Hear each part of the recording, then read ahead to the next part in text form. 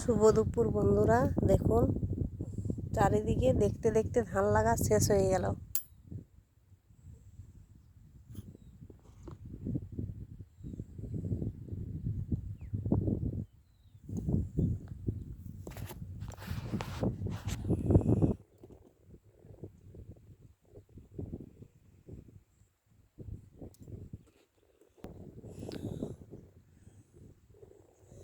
ঠিকঠাক সময়ে জল পেলে এখন লাগাবার কোনো সমস্যা নেই।